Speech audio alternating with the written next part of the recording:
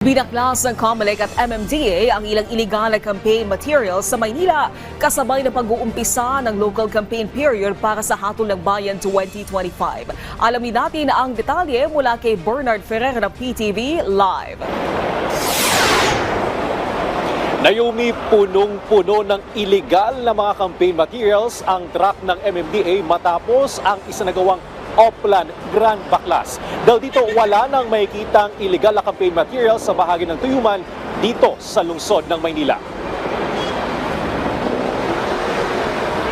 Hindi pa man nagsisimula ang kaliwatkan ng aktibidad ng mga lokal na kandidato para sa Hatol ng Bayan 2025, sinimulan na ng Commission on Elections o COMELEC at Metropolitan Manila Development Authority MMDA ang pagtanggal ng mga illegal na campaign materials na nakalagay sa mga pampublikong lugar.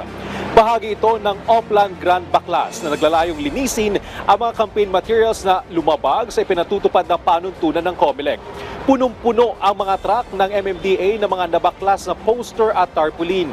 Ayon kay COMELEC Chairman George Garcia, matagal nila itong hinintay dahil noon ay mga aspirante pa lamang ang mga politiko, ngunit ngayon ay opisyal na silang mga kandidato na kailangan sumunod sa mga alituntunin ng ahensya.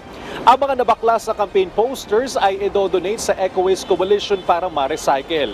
Simula bukas, magpapadala na ng sulat ang COMELEC sa mga kandidato upang ipabaklas ang kanilang campaign materials na nakalagay sa maling lugar. Kung hindi pa rin sumunod makalipas ang 3 araw, magpapalabas ang COMELEC ng show cause order. Maring humantong ito sa pagkakadiskwalipika o election offense na may kaukulang parusang pagkakulong ng 1 hanggang 6 na taon. Sa mga magkakabit naman ng poster sa private property, pinapayuhan ng COMELEC na limitahan ito sa 2x3 meters at gumamit ng environmental friendly materials.